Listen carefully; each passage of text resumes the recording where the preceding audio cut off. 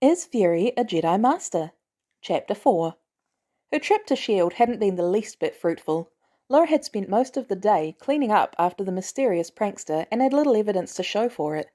Fury's office had no foreign fingerprints, just his and Hill's. The security caught nothing, and no other agents had seen anything. That was except for one thing. The elevator had been hacked using Stark Tech. Very advanced Stark Tech. Something only someone with access to Tony's personal labs would have, and that was a short list. Now she was convinced she had to take a closer look at the tower's residents, including but not limited to Tony himself.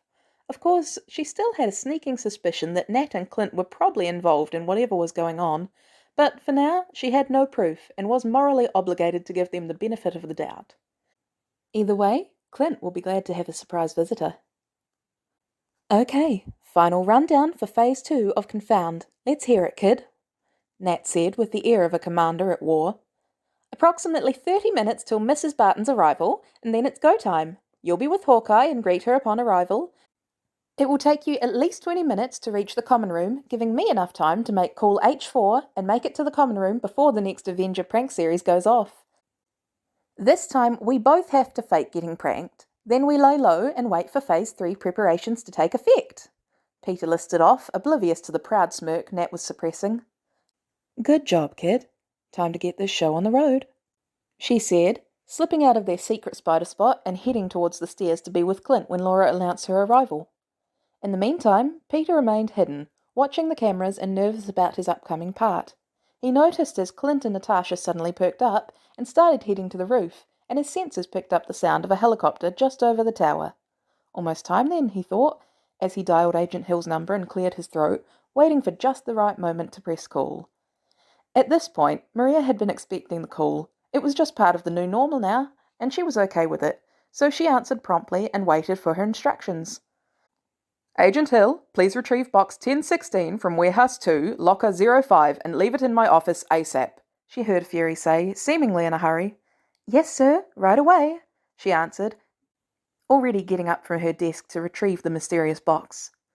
Thank you, and please make sure to close the blinds before you leave, he finished before hanging up. That was an awfully polite call, she thought. He must be more stressed than usual. Laura was stepping off the helicopter when her husband and his stray assassin came through the stairwell doors.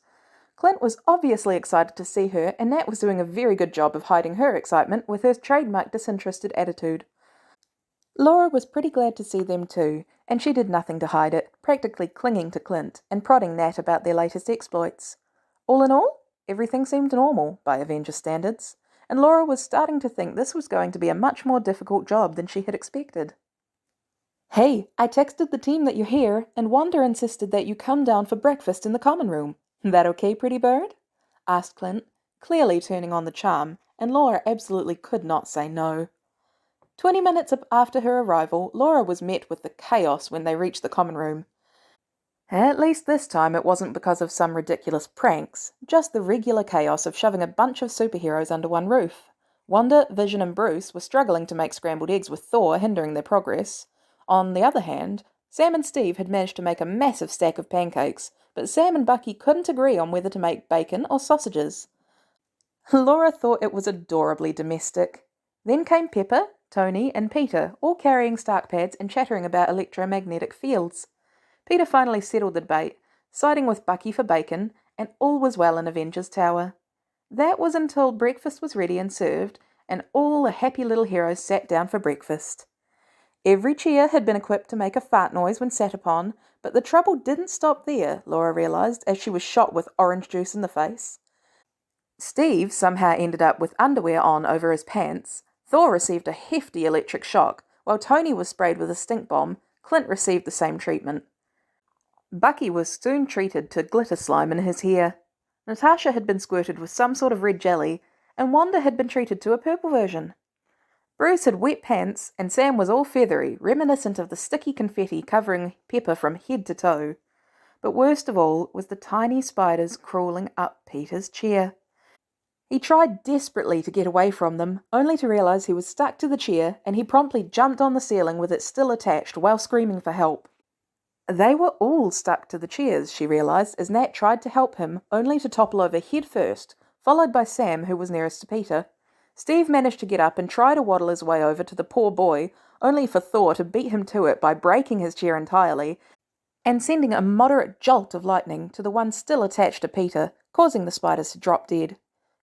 Peter just so happened to drop with them and broke the chair legs in the process, landing him on the floor. A few seconds later, the panic subsided when the evil chairs decided to release them, and everyone got up with at least half the team racing to check on the embarrassed teenage boy still sitting on the floor. Peter profusely apologised for his reaction, something that seemed very unnecessary to the rest of the team, who understood he must have acquired a phobia of spiders after his traumatic experience. Pepper, being the holder of the brain cell, had the table lower itself and declared that they would be eating breakfast on the floor. However, the tension of the remainder of that very brief meal was thick enough to drown out any conversation after that. It seemed the team was only holding it together for Peter, who dashed off as soon as he had eaten his fill, and soon everyone else seemed to be running off. Probably to shower. Clint definitely needed one, and that gave her plenty of time to snoop around. End of Chapter 4.